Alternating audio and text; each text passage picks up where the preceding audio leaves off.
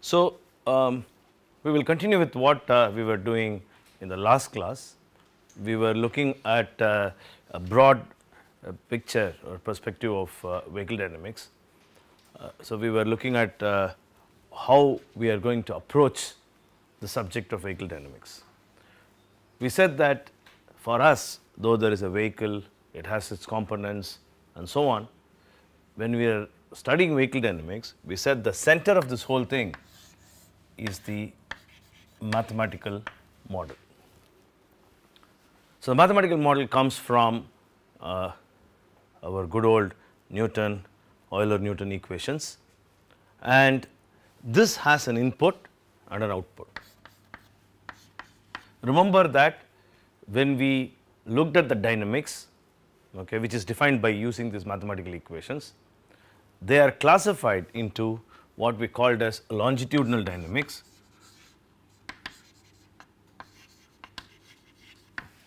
lateral dynamics,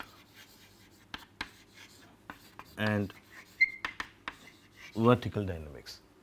Okay. We said that we classify the dynamics, what we are going to study using this mathematical model, into a longitudinal, lateral and vertical dynamics. We also said that for the ease of understanding its effect, we may most of the times delineate or decouple them and study them in isolation. Is that correct? Does it not have an effect, or one has an effect on the other?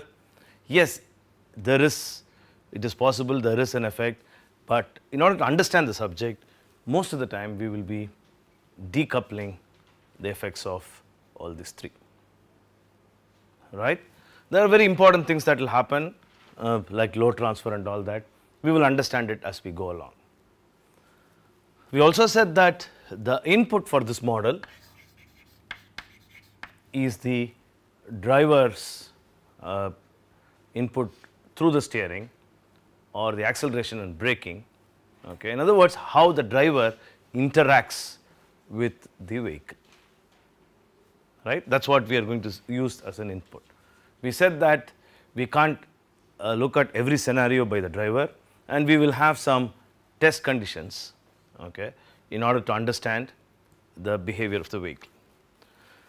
Of course, we said that the vehicle itself, which goes into this mathematical model, will be defined by means of certain parameters, okay, what we call as kinematic and compliance parameters, mass, moment of inertias, compliances, stiffnesses and so on.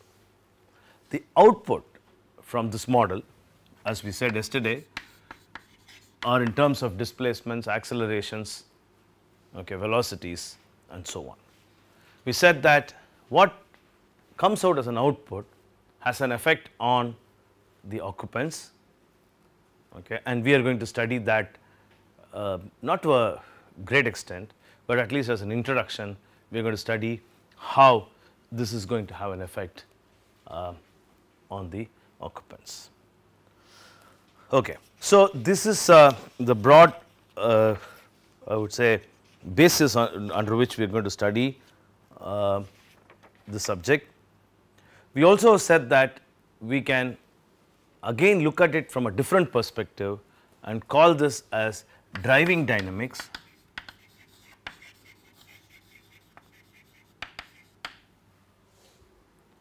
okay, safety,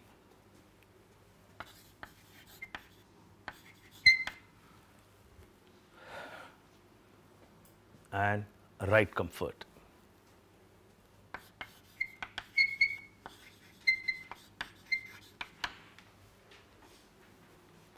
When we look at this from a different perspective, same problem, we are going to look at it from a different perspective. Okay. So, it is not organized like this. It is not that longitudinal dynamics is driving dynamics, lateral dynamics is safety, vertical dynamics is ride comfort.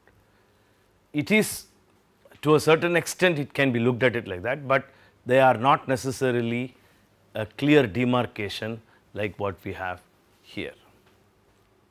So, we would look at the safety during driving, okay, both in the longitudinal as well as in the lateral dynamics, right? Okay. We will continue now with this short introduction, and we are now going to look at this mathematical model, okay. And already we know, or we had a very simple model in the last class. We are now going to extend this model, simple model, into not a very complex model, but just the same model, simple model, making it more elaborate. It's not going to, we are not going to make it very complex. We are going to use the same equations, F is equal to ma.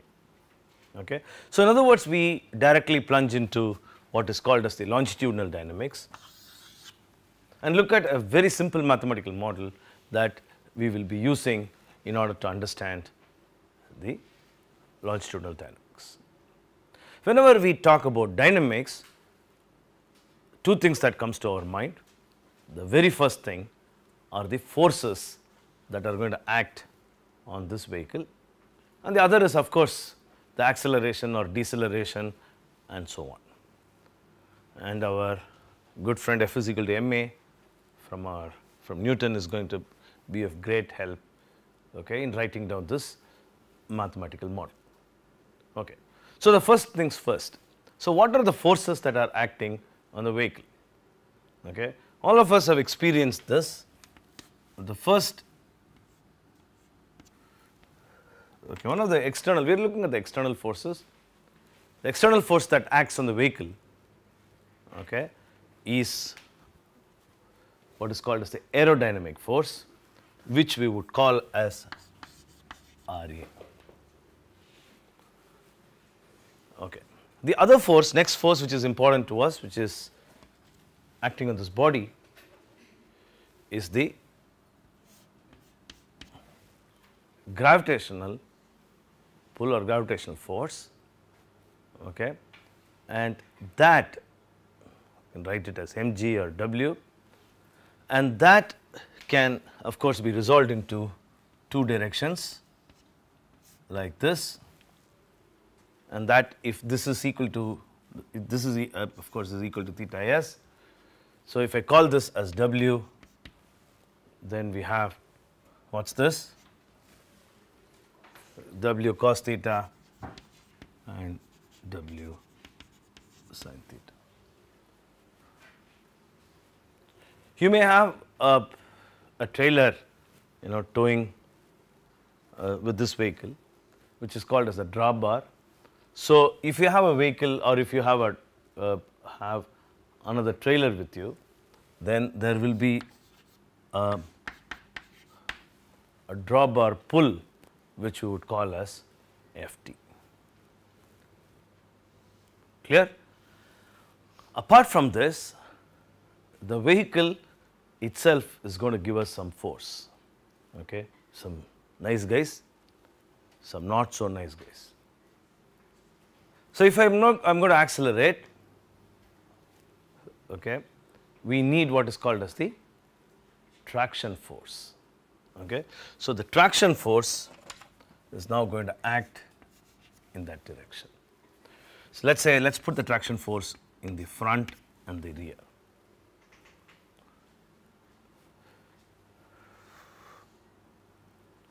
Okay. Let us look at this tractive force and call this as Ff and Fr.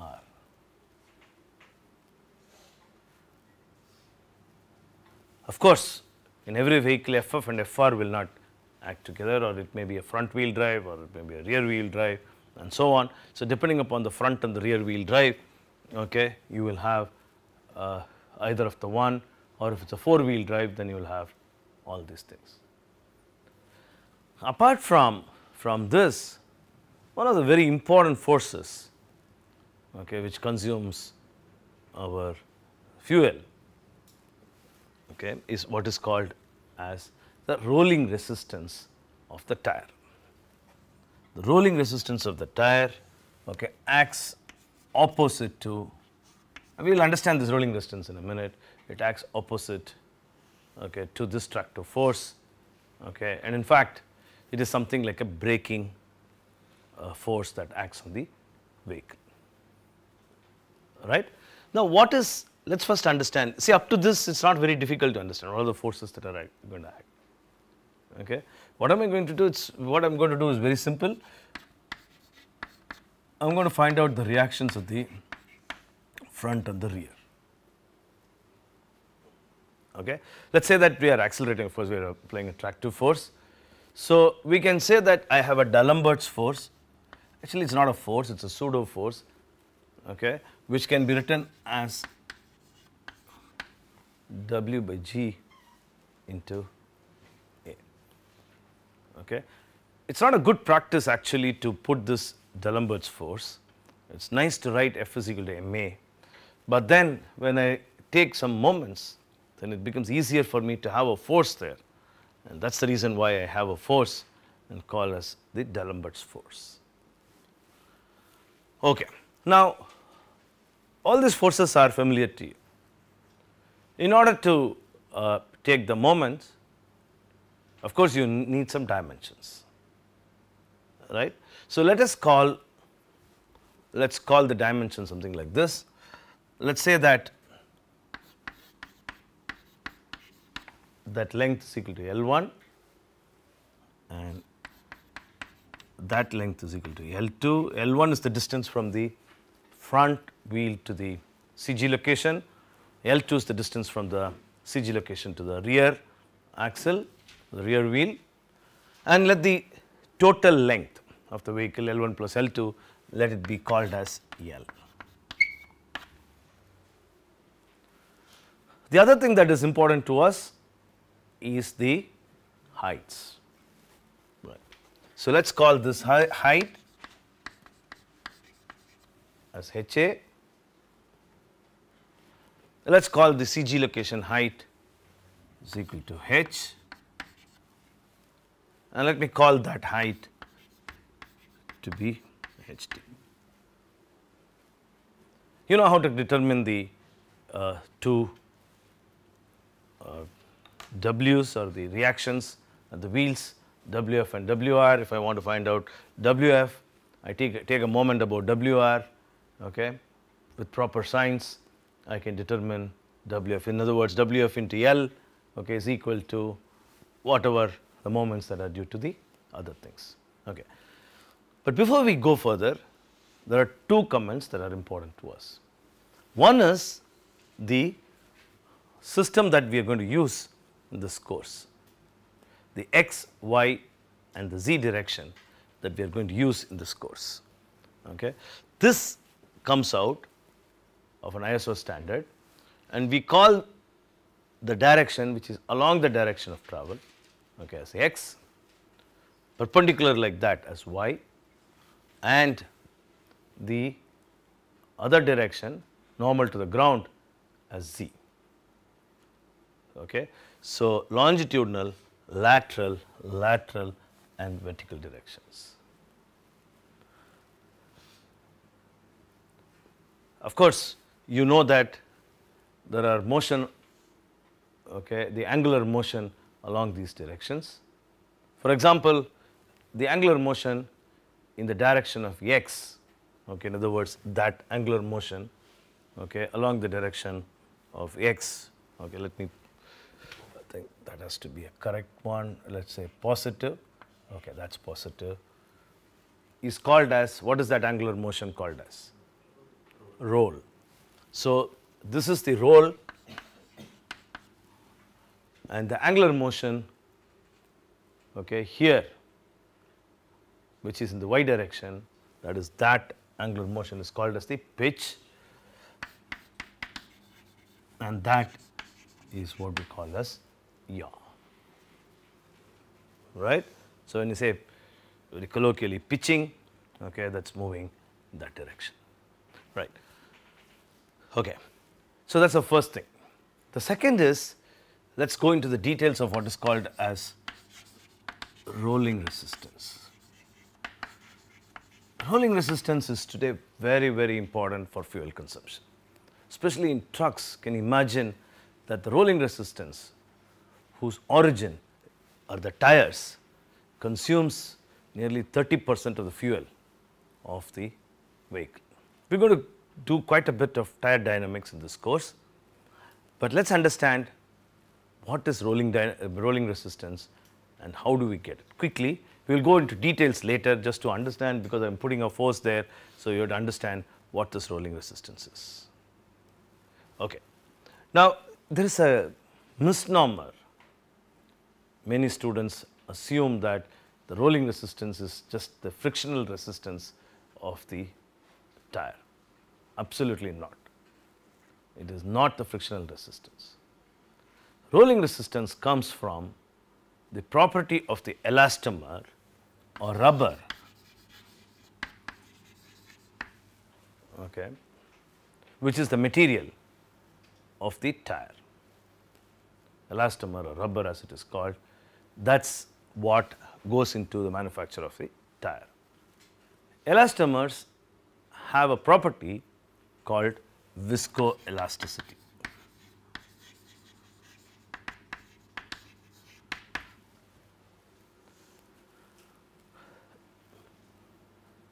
Usually depicted by a dashpot in order to understand the effects. Clear? Now, what is this viscoelasticity and how does that going to have an effect? We will see that in a minute. As I said, we will elaborate it later. Any material can be looked at, it's a small digression here, any material can be looked at from three simple models. One, a spring, other dashpot, and third one is what I would call as a friction. Suppose I say that a material is purely elastic, okay, then you can say that the material can be represented by means of a spring. Okay. This is not a very correct representation. We are not going into too much of details. We can say that, okay, spring, a linear spring especially, okay, is good enough to model, say, a linear elastic material. Okay. So, it is something like an understanding of the material behavior. A linear spring where the force is proportional to the displacement with the stiffness k can be looked as if it is the material and k is something like E. Okay. So, when I leave the force, the spring comes back to its original position, and that is what we loosely call as elastic. Okay. Now, to this we can add other material behaviors. For example, if you look at elastomers, elastomers are elastic, of course elastic, and then viscous behavior. Okay. So, in other words, I can model elastomer or I can understand elastomer as if it is made up of a spring and a dashpot. Okay. This dashpot can either be attached in parallel to look at it, okay, or we can understand the behavior by attaching it like this and so on. There are names to these models, okay, Kelvin and the Maxwell models, but we are not going into the details of these models. Okay, we are putting this in order to understand, okay, the behavior. For example, if you have a metal which you are taking into the plastic region, then I can model this metal using that spring and the friction element. Okay. So, you can join together in parallel or series and so on, these elements you can join them, and then write a mathematical equation which can form the basis of the constitutive equation or stress strain behavior, okay, of the material. Clear. Now, we are not going into this, as I told you, into the characteristics, and I am not going to write down equations here. We will understand only the elastomer part in this case. Maybe pass a comment afterwards about this friction and why friction is used to model what we call as plasticity. Now, what is the difference between an elastic material, the viscoelastic material? Sometimes people call this as hyperelastic, viscoelastic material, and so on. An elastic, first of all, let us understand that elastic material is not necessarily linear. It can be non-linear elastic as well. So, if I now have a load deflection of the stress strain curve,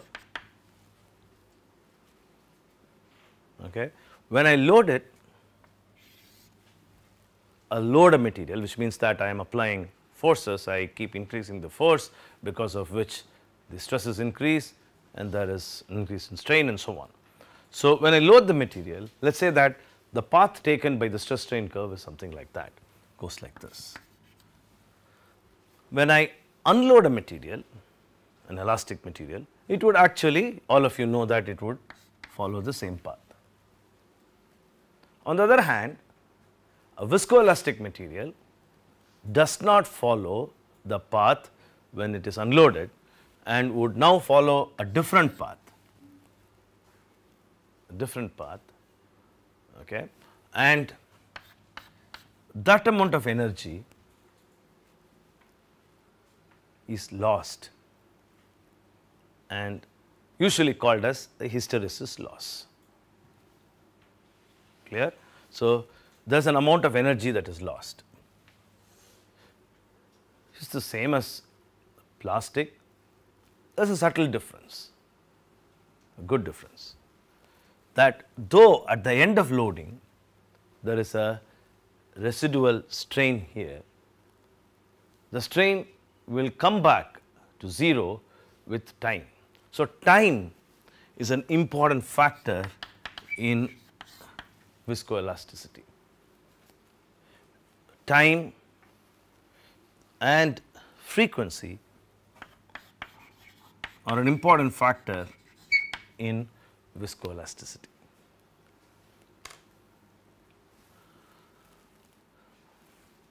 Right. So, in other words, what I mean by time and frequency are important is that the material behavior is affected by the rate at which you load it, or in other words the frequency at which you load it, and so on.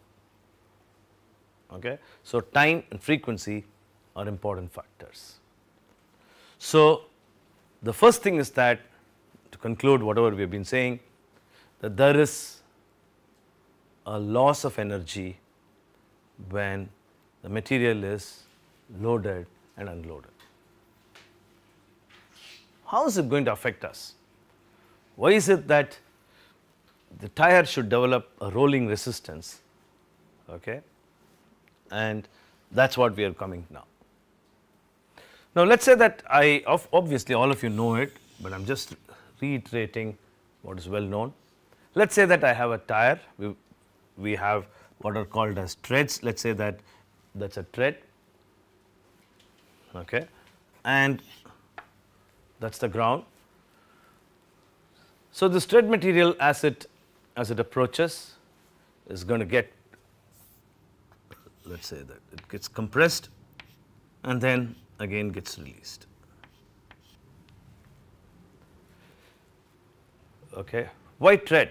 But the material inside the tire, which we are going to see what they are, okay, also gets compressed and released, or in other words, there is a loading unloading cycle as the tire rolls, a loading unloading cycle as the tire rolls, similar to what you see in this stress strain curve. So, in other words, if I go and sit here in this tread, okay, and go through the cycle of rolling, right. I will go through a compression and then whole compression. As I come here, I get completely compressed. As I go out, the load on me gets released. So, because of this cycle, okay, I lose energy, okay, or there is an hysteresis loss, right. Now, who is going to compensate for this hysteresis loss? Because your vehicle has this tire and tire is losing energy. So, who is going to compensate? The vehicle has to compensate. Okay, the vehicle has to compensate. So, the first thing is that because of the material of the tire, there are a lot of advantages. Let us not why then rubber, let us not talk about that, because there are a lot of advantages, we will see that. Okay. So, because of the material with which this tire is made of, we have a hysteresis loss, okay, and the loss has to be compensated by the engine ultimately, and so this opposes the motion. Now, let us understand, how did I get this force? I said that there is a rolling resistance force, which let us call this as Fr,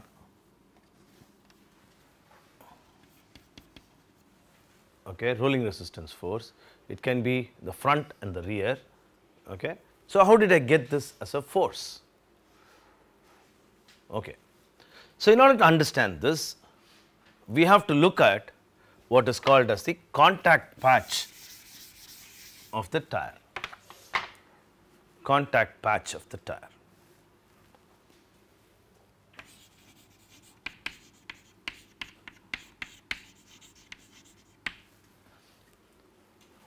What is a contact patch? A patch that is formed obviously by contact of the tire with the road. In other words, more precisely, it is the pressure distribution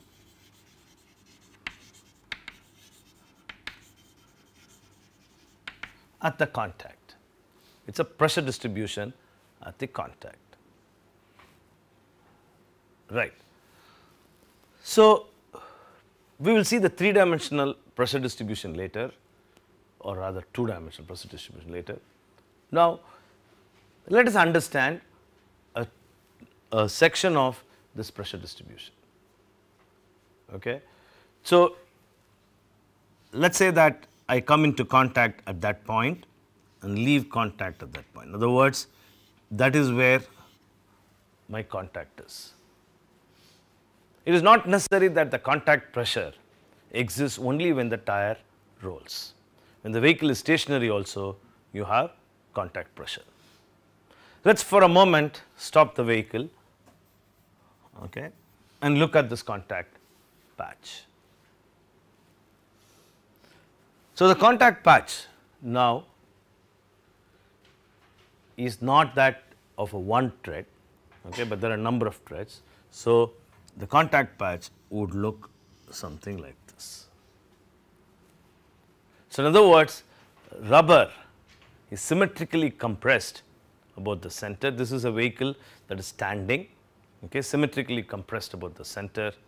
So, whatever is the force that is compressed, okay, by this, and it has to come out in the other side. Okay, whatever is compressed has to come out the other side. Okay. Now,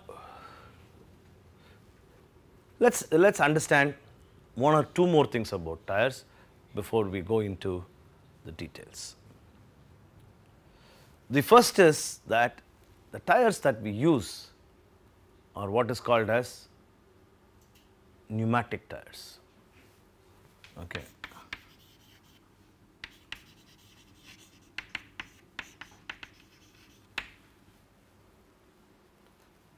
Or called it as pneumatic tires. In other words, we inflate the tire to a particular pressure, right. So, many of you might have driven a car. Even now when you go to a gas station to fill your or inflate your tire, still you talk in pounds per square inch units, okay. 32 psi. If you are driving a huge vehicle truck, it is 120 psi and so on, right. So, let us go into some details and look at this section, okay, from this angle. So, let us say that the tire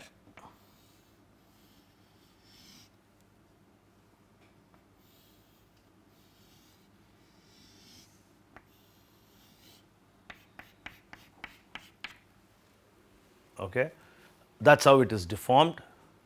Okay, let us say that the tire is deformed like this, right. So, when you look at it from this section or whatever be the section, that is how the tire is deformed. Okay. For a moment I am taking out the tread and I am saying that the tire has a thickness something like that, right.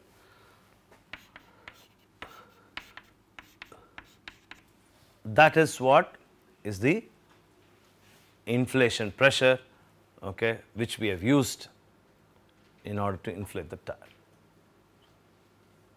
Okay. When we inflate the tire, we get what is called as the inflation pressure. So, now we know very well that equilibrium equations, we know very well that whatever infinitesimal element you take should be under equilibrium between the forces that are acting on those infinitesimal elements. Okay. So, obviously, when I take an infinitesimal element here, okay, I said contact pressure is what is acting in that region, right. So, if I want this to be under equilibrium, or if I want it to be under equilibrium, then the pressure that is acting, the contact pressure that is acting should equilibrate the inflation pressure, okay, when it is full contact, when it is in full contact. Okay. So, the contact pressure should be equal to the inflation pressure. Okay. Contact pressure should be equal to the inflation pressure. So, strictly speaking, the contact pressure should have been uniform. Okay. But contact pressures are never uniform. We will see more about it a bit later, because of the local bending, because of the bending of the side walls, these are called side walls and all that. So, the contact pressure is never uniform. Okay. It has a particular shape. We will study this, okay, after 2 or 3 classes, right. So, now let me come back. So, in other words, there is a lot of theory as to how contact pressure develops, how contact pressure is distributed, whether it is uniform, whether it is not uniform, and all those things. Okay. Now, here when I talk about this, I am only talking about the pressure, okay, because of the tread, okay, as it travels along the or around the circumference. Okay. So, here I am looking at the pressure on the tread. Okay. So, the pressure on the tread compresses, okay, goes to a maximum and then gets released. Okay. So, let us not right now confuse between this and this, we will come to that later. So, the contact pressure, what we are talking about is because of the tread getting compressed, right. When the tire is stationary, okay, then we have a contact pressure something like this, because there are a number of treads. There is one tread that is getting compressed, another thread getting compressed a bit more, another thread much more, another thread slightly less, and so on. So, number of threads are involved at various compressive positions, okay, and hence we have a contact pressure like that of the threads that are formed. Okay. On the other hand, let us now roll the tire. Let us now roll the tire. Okay. Now, when I roll the tire, let me follow a thread. So, that is for a static. So, I am just removing that. Let us now roll the tire. When I roll the tire, one thread or one block, that block is what we are going to follow, that block gets compressed, okay, goes to a maximum compression and then gets released. So, one block here, okay, that block as I rotate the tire or as the tire revolves goes into this position. So, same block goes into this position, maximum compression, goes out and gets completely released. So, in other words,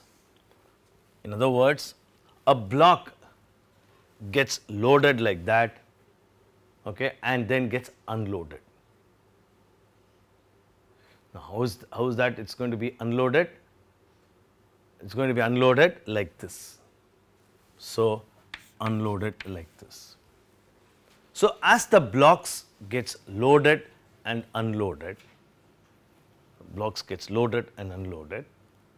these blocks lose energy or hysteresis develops in these blocks. Clear? It is not only the blocks that gets compressed or loaded and unloaded, but the sides of the tire, they also go through the same thing. So, in other words, the sides of the tire gets also loaded and unloaded and so on. Okay. So, in other words, this loading and unloading cycle gives rise to this energy loss, and that has to be accounted for by the vehicle. I am just repeating that so that you understand it, and that is quite clear. Now, how does this loading unloading cycle affects that contact patch, okay, in a very simple setting as we had seen? How does that gets affected? Because the loading cycle or loading path is different from the unloading path. How does that get affected? So, it was symmetric when it was stationary, that is fine, but when it gets loaded and unloaded, look at this carefully. For the same strain, in the unloading path, the stress is less. Okay. So, now we are talking about the pressure, okay, that is acting on the threads. Since for loading and unloading they are different, this curve cannot be symmetric because they are, both of them are not the same. So, they can't, this guy is due to loading, this is due to unloading, okay. So, they cannot be symmetric because I am following the same thread, okay, which is going through the cycle. So, it can't be the same. So, how it should be? This has to be a different curve, this has to be a different curve. So, the curve actually shifts and becomes like this. The curve actually shifts and becomes something like this.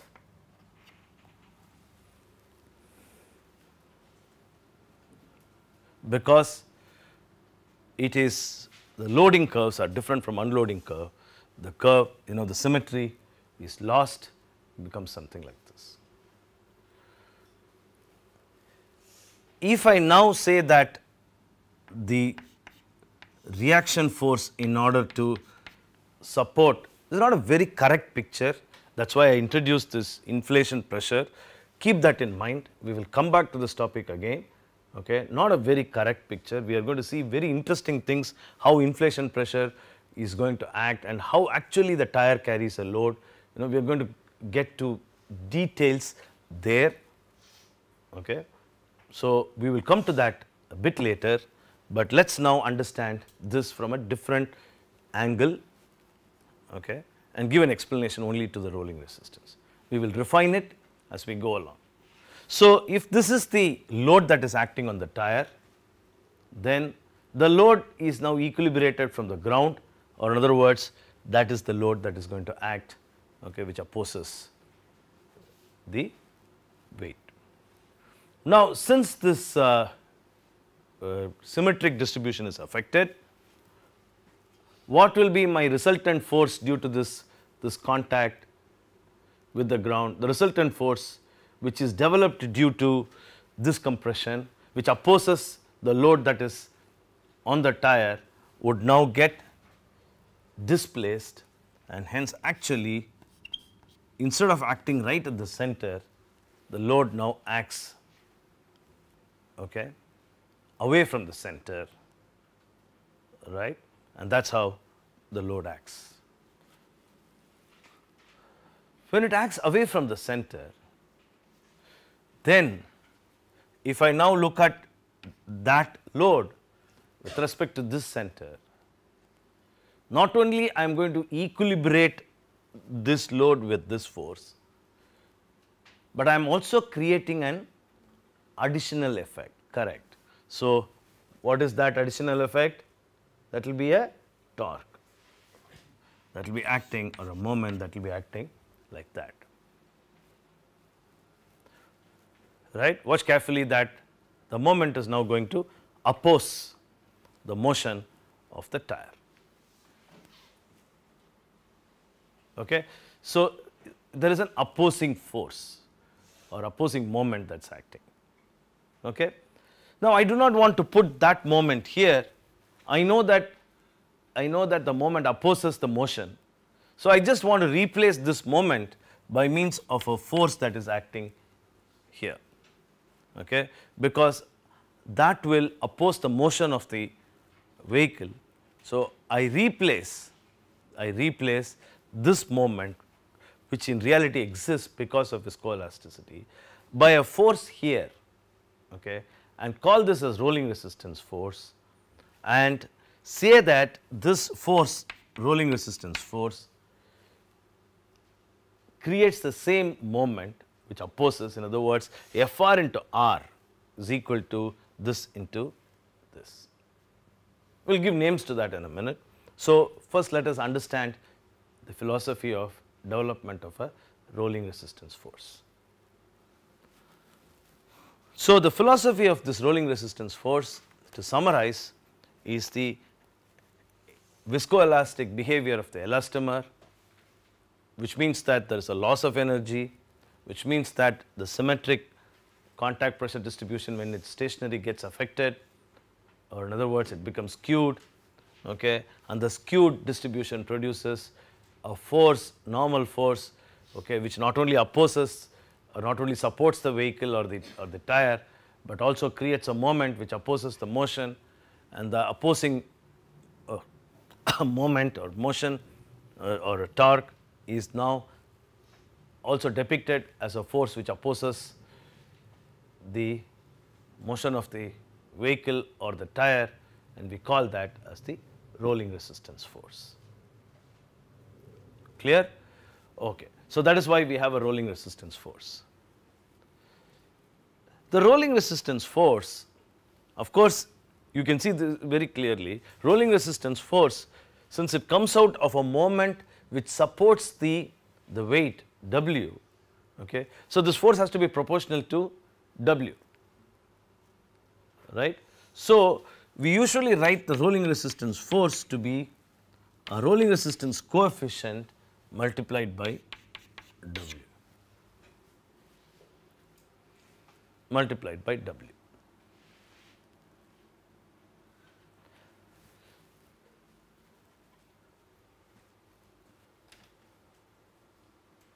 Obviously, the rolling resistance opposes the vehicle motion and hence is not within quotes a good force. Okay, it is not aiding us to travel, actually it is opposing you. Since it is opposing you or opposing the motion of the vehicle, we consume energy, because I have to overcome that. Like you have the aerodynamic forces, we have rolling resistance forces which opposes the motion. Interestingly note that when the vehicle brakes, this rolling resistance force would act in the same direction as that of the braking force, which is now going to flip and act from the other direction. So, rolling resistance force aids in braking and opposes traction. Clear? Okay. So, the first thing you would tell that why not I completely reduce rolling resistance, go to 0, is it possible, how low you can go? There are a lot of issues, we will come to that later when we talk about tire mechanics. So, first things first. So, that is the rolling resistance force, which is written in terms of a rolling resistance coefficient and W. Okay. Our next step is to find out WF and WR, okay, and WF determined by taking a moment about the point A, and WR determined by taking a moment about the point B. Okay. So, on one hand we have WF into L is equal to, on the other hand you are going to write down the moment due to the forces. Okay. So, you know this very well. So, WF into L is in the clockwise direction. So, accordingly put the forces and the moment, okay, rather the moment due to the forces, put the signs properly, and we will see how we end up with this equation in the next class. We are going to make some assumptions, okay, with respect to this heights. We would see that usually in a passenger car, these heights are almost the same, and we will make an assumption that HA is equal to H is equal to HT. Okay, that makes our life simple. One of the things which is obvious, which all of us experience, which you would immediately notice, is that WF and WR is going to get affected when a vehicle is accelerating, okay, or in other words, that is what is called as a load transfer. You would have noticed this when you go in a vehicle, in a car, obviously all of us know it, very simple mechanics, that when you accelerate you tend to fall back, and when you brake you tend to fall forward. In other words, there is a load transfer to the axles as well. It has a very interesting effect. So, we will write down this equation, we will find out WF and WR, then we will look at traction and braking and so on. Okay? We will stop here and we will continue in the next class.